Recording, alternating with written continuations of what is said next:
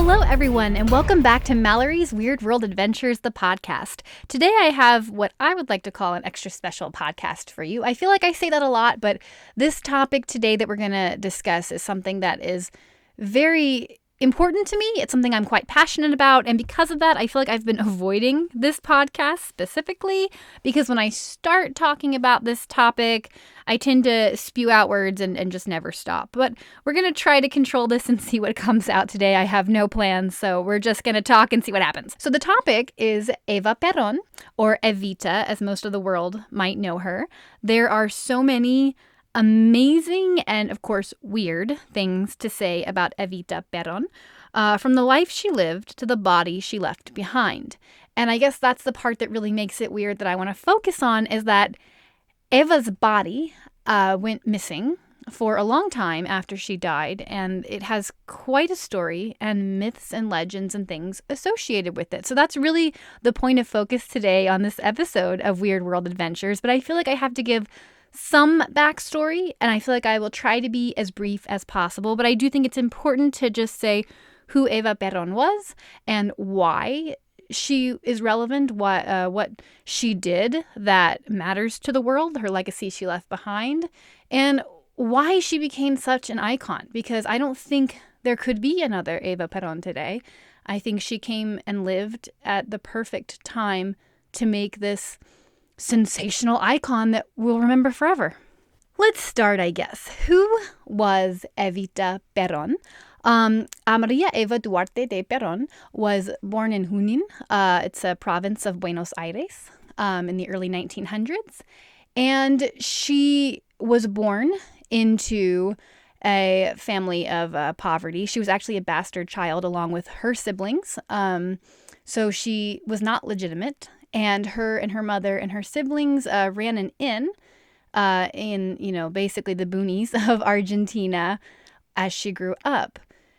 She basically went from that life to moving to Buenos Aires, Argentina, to becoming a famous actress, and then to becoming the first lady of Argentina.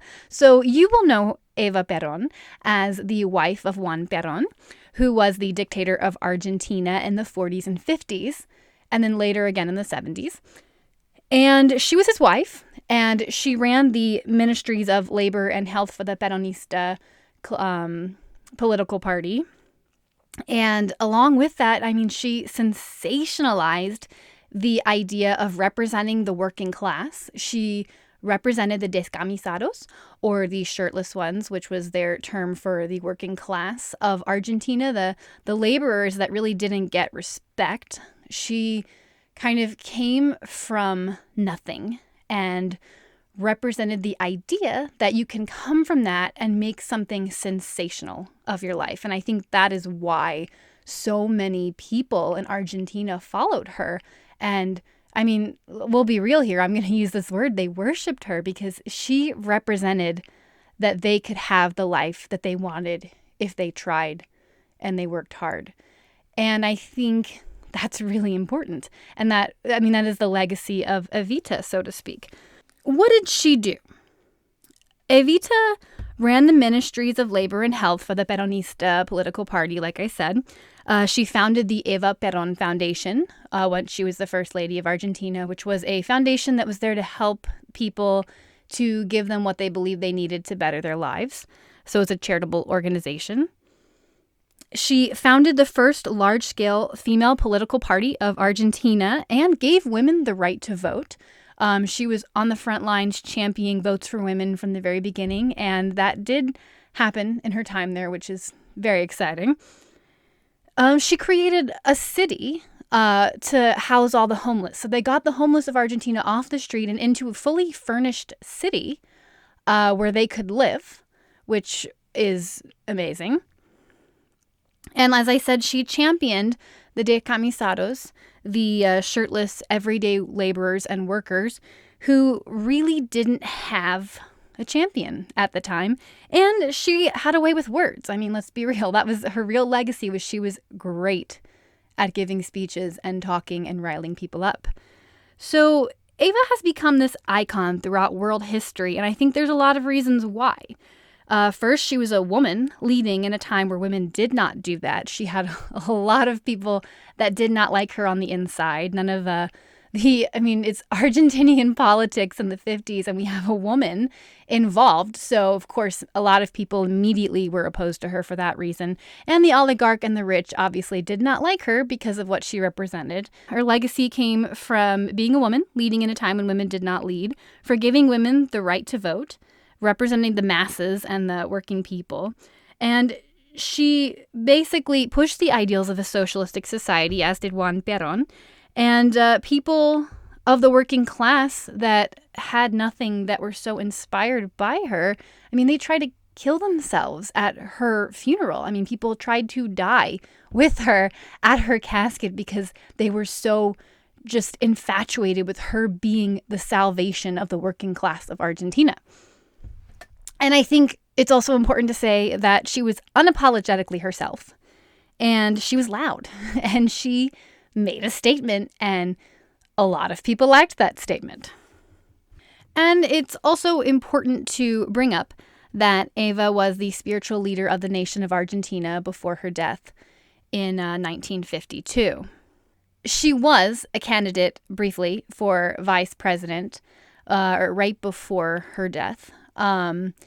She championed Juan Perón for a long time. A lot of people give her credit for getting him into office in the first place to become president. He was already on the trajectory to get there, but people believe that she provided that extra push to get him in. And people also believe that she's what kept him in office for as long as he was. Her last big hurdle before she died was getting him reelected. And shortly after he was reelected as president of Argentina, she, in fact, died. So that was kind of like her last stint into something before she passed away. And that second time that he was elected, she was originally his candidate for vice presidency. And, there's this horrible image associated with that where people legitimately believe that she pushed for it and kind of manipulated that situation to become vice president, despite the fact that she was dying. And, she had to resign because there was a lot of opposition to her doing that.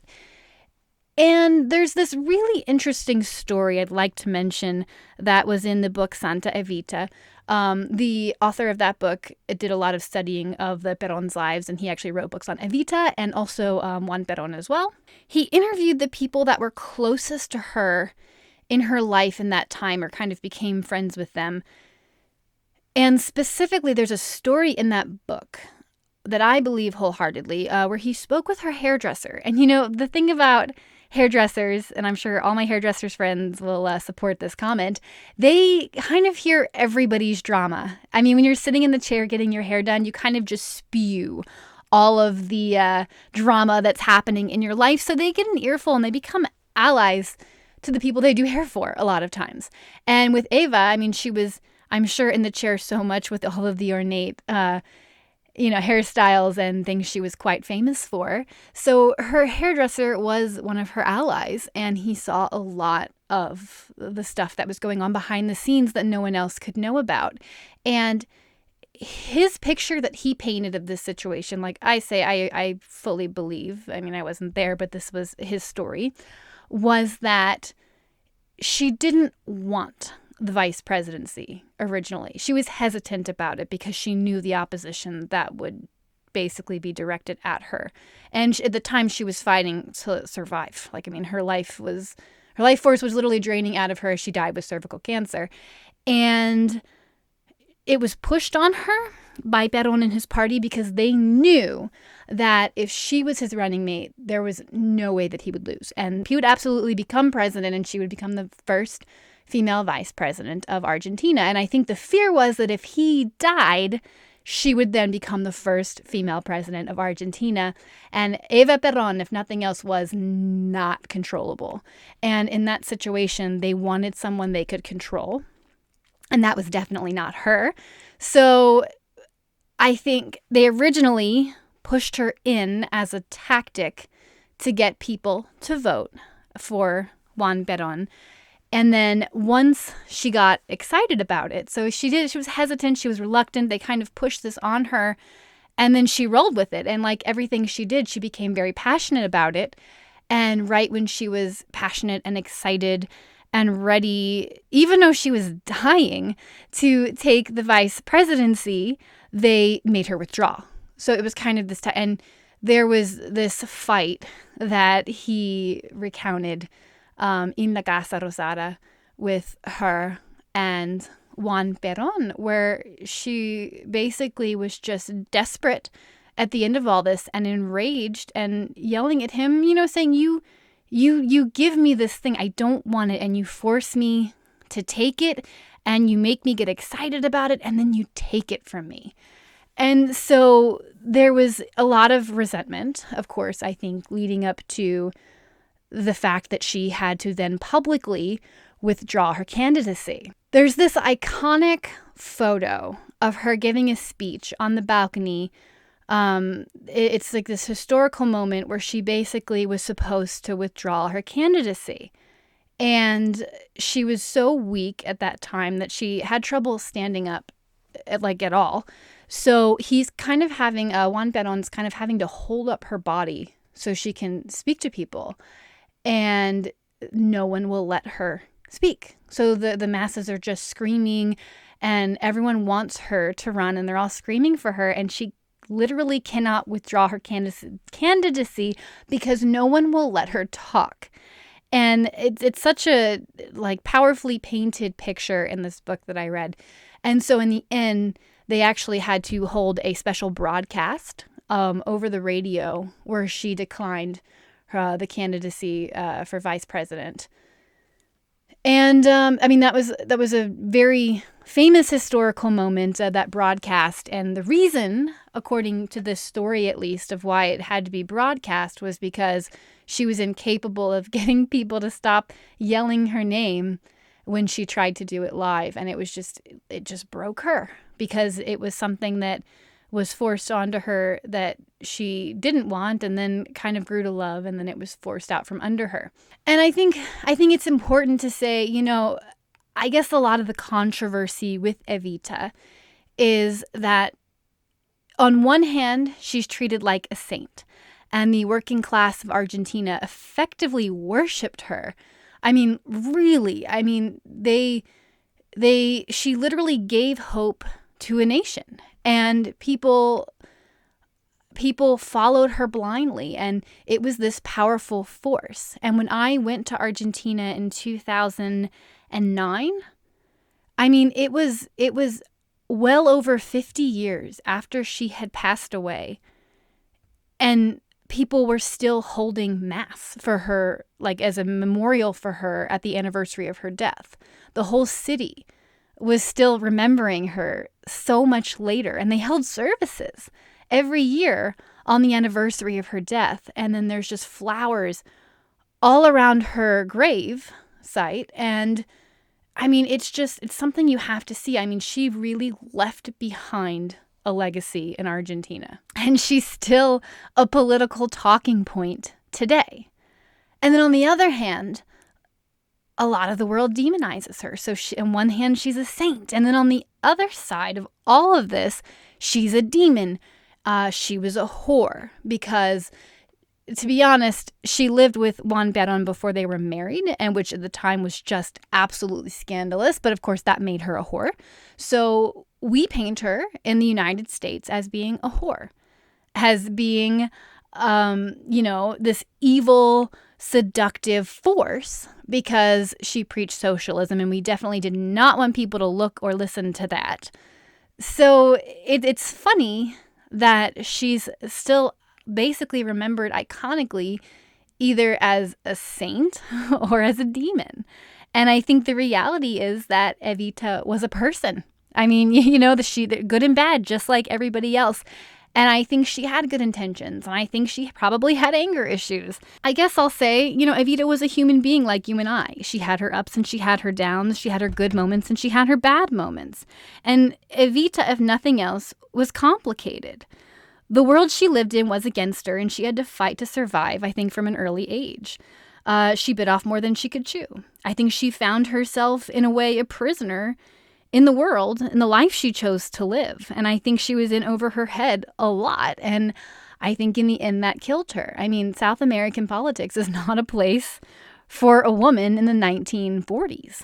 And I'm not saying she was a victim either, rather than she lived loudly and made dangerous choices, and she made them pretty effortlessly.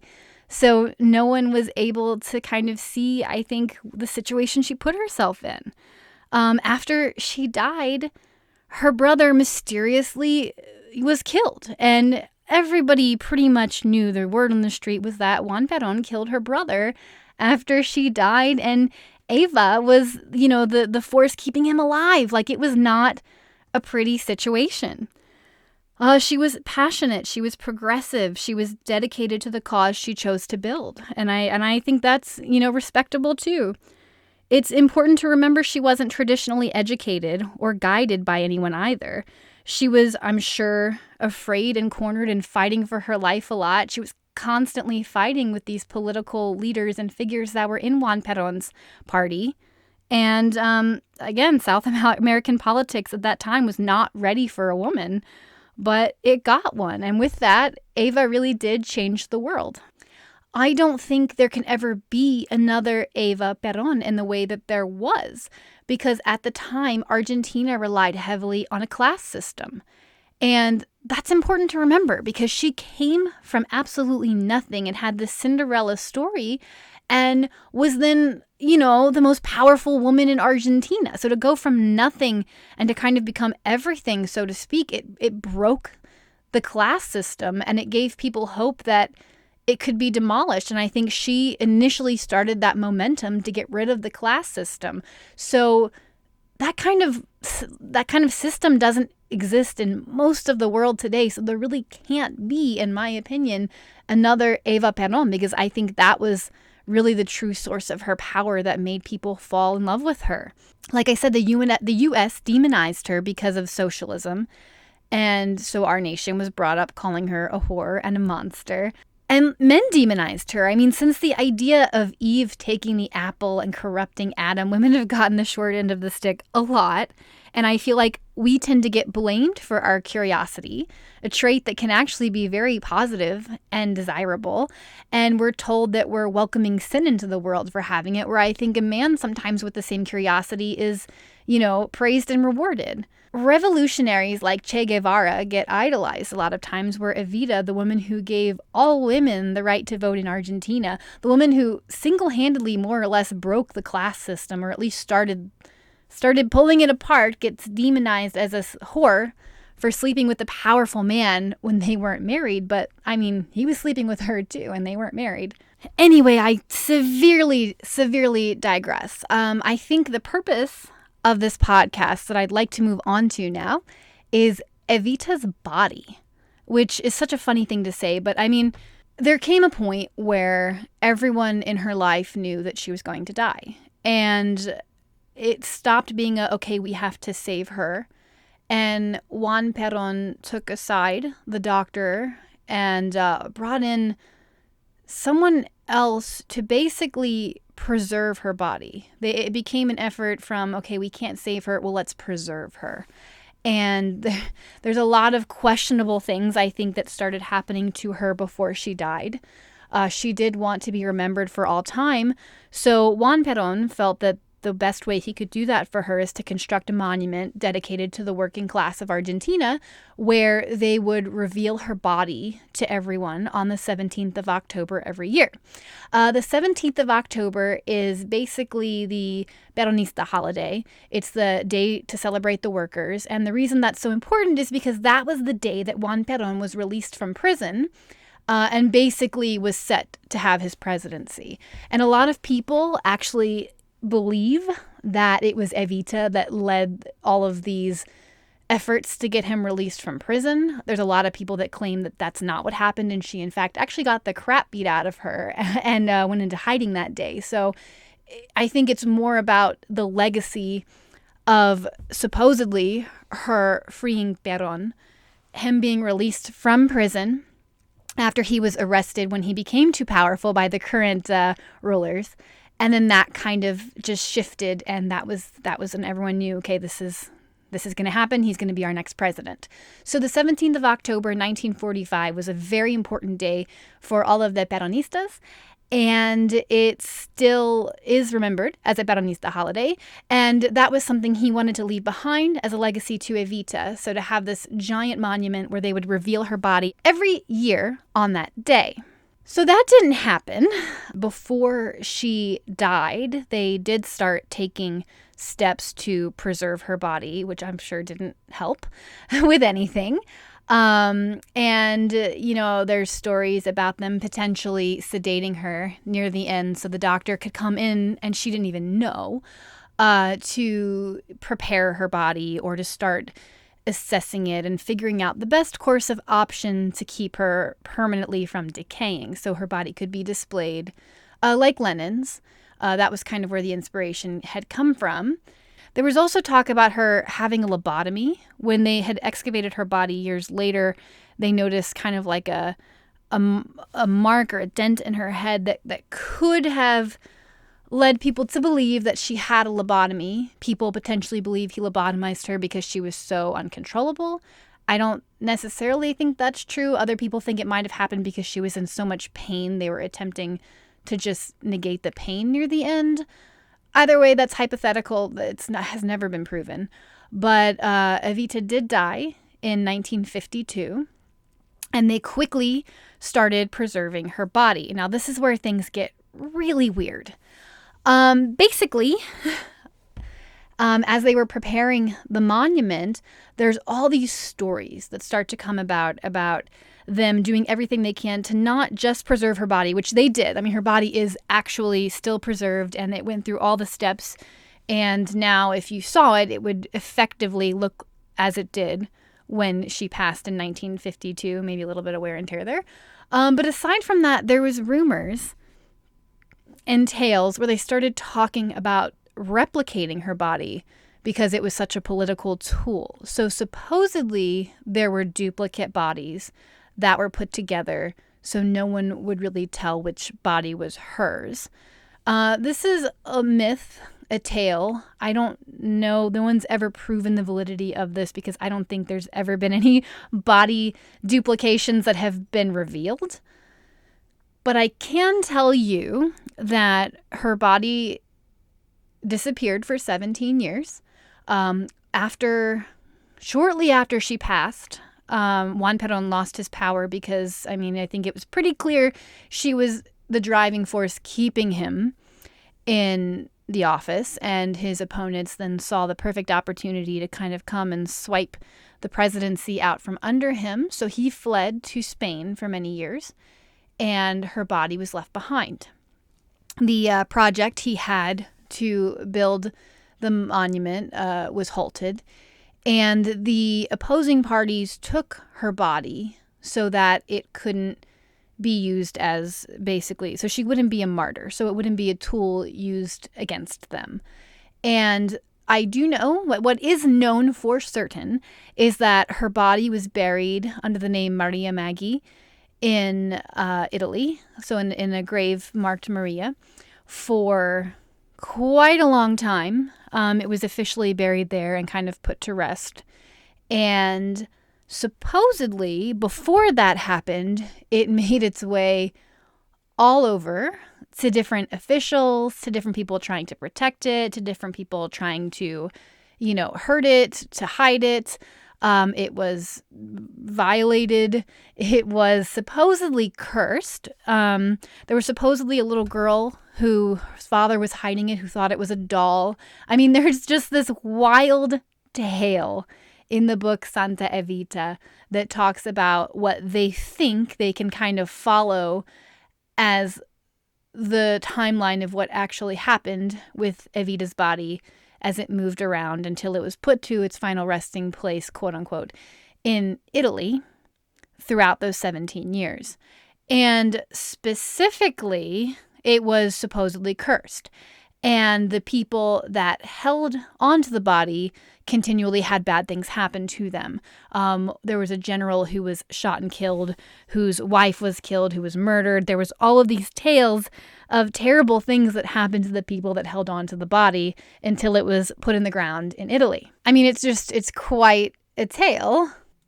So Juan Perón was actually asked to come back to Argentina from Spain and to lead the country once again. So in 1973, he returned to Argentina to take back the presidency. And with him, he brought his third wife, Isabel Perón. I'll say I'm not a big fan of Isabel, and I don't think many people in Argentina were either, because no one was going to be Evita. And I think everybody wanted Evita, and that was not who Isabel was. And when Juan Perón came back to Argentina, there's all these stories still about them as an act of gratitude, as a way to basically make right. They actually returned Evita's body to him. And supposedly, the story goes that he put it on his dining room table, her body, and it just sat there throughout the rest of his presidency that time around. So again, her body goes through this crazy story for 17 years. It's supposedly cursing everybody. It's, moving from hand to hand. It gets put in an unmarked grave. There's supposedly duplicates, so no one knows which is the real, except the real one has like a chipped hand. And there's just all these stories. And then it comes back to Juan Perón, and this is actually factual that it does. And then it sits on his dining room table for the next year or two as he runs Argentina again with his second wife, Isabel, who apparently is absolutely fine with the fact that his dead second wife is on their dining room table. And there's more to this very strange and wild story where supposedly, so first of all, I should say that Isabel Perón actually became the vice president of Argentina to rule with Juan Perón. She did not have the opposition that Evita did. One, because Eva probably paved the way for women to have more power. And two, she was controllable. Unlike Evita, who was not at all controllable and would do what she wanted when she wanted, Isabel was predictable and she was controllable. So I think she was a great tool to have as a vice president. So Juan Perón became president again, and Isabel became his vice president.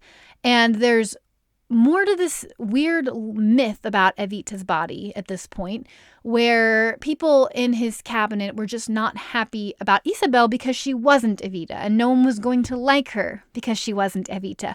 So they wanted her to be a little more unpredictable and a little more passionate and a little more Evita, basically, but not too much either, because she still needs to be controllable.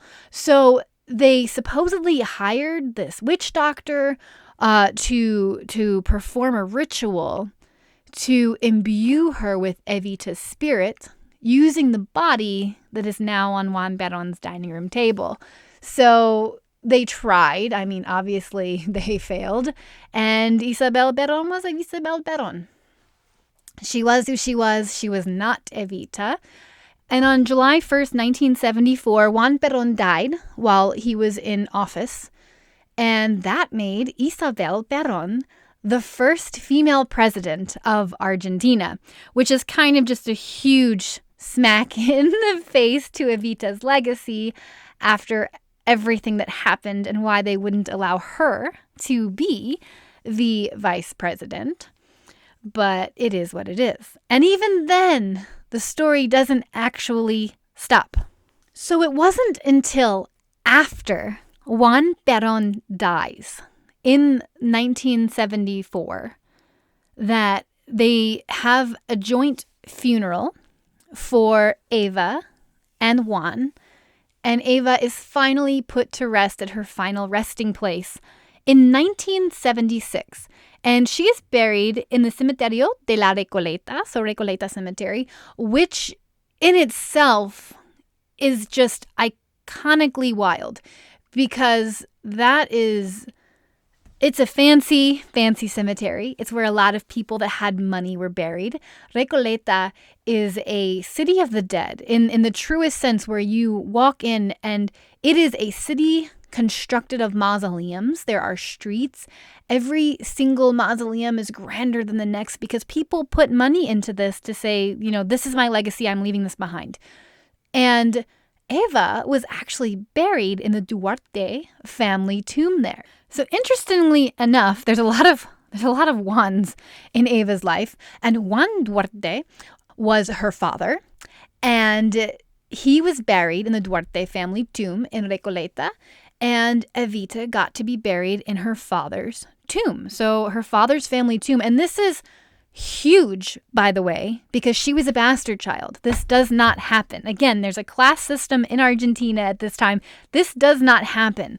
But again, she broke the rules even after her death, well after her death, and she was buried in the Duarte family tomb, which is where she is finally at rest today. She is in a vault 3 stories down below the ground, and they even say that if there was a nuclear explosion in Argentina, she's so deep down in a vault underground that her body would survive. So that in itself is so interesting to me. Like, the people of Argentina, they love her so much. They don't want her legacy to die, that her body at this point, after everything it's been through, is so well protected, legitimized at death, and put into her father's family crypt in the most secretive, deepest, safest of locations, which is just wild. And her brother, Juancito, was also a Juan, who was, her illegitimate brother there as well. He, he grew up with her, and they were relatively close. And so he was also buried there too. So she kind of led the way for that to happen. And it's just fascinating that it wasn't until they buried Juan Peron that they buried Evita.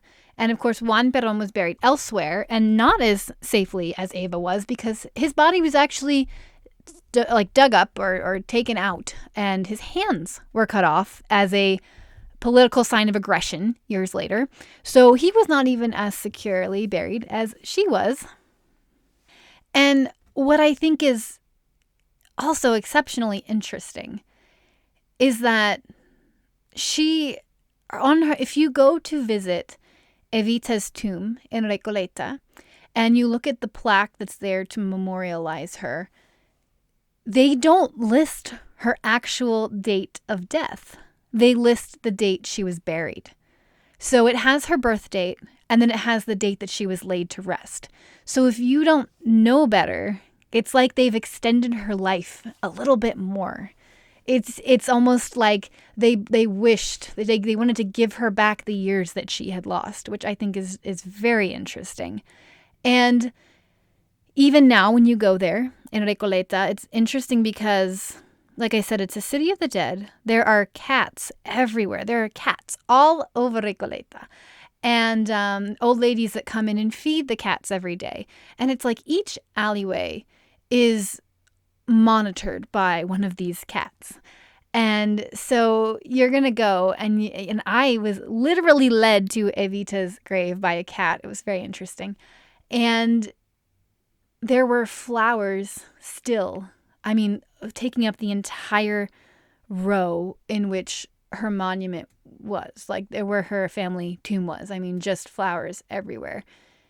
And she's still celebrated, and she's still memorialized, and people still come and pay their respects from all over the world. It's really a wild tale. And then, of course, we have Isabel, who is now, if we jump back, the first female president of Argentina. And unfortunately, unlike Juan Peron, Isabel did not get away with a lot of the disappearances or things that maybe happened under her presidency. And she was actually arrested and kind of forced to flee Argentina. She is still not welcome back. And she's in her 90s, I believe. No, she's still alive in Spain. Isabel served as president following Juan Perón's death in 1974 until 2 years later when the military took over with the coup in 76 and banished her into Spain, which is where she was from. And she was exiled to Spain in 1981 after being arrested for a few years and under house arrest. And then in 2007, an Argentine judge ordered Peron's arrest over a forced disappearance of a political activist back during her time in office.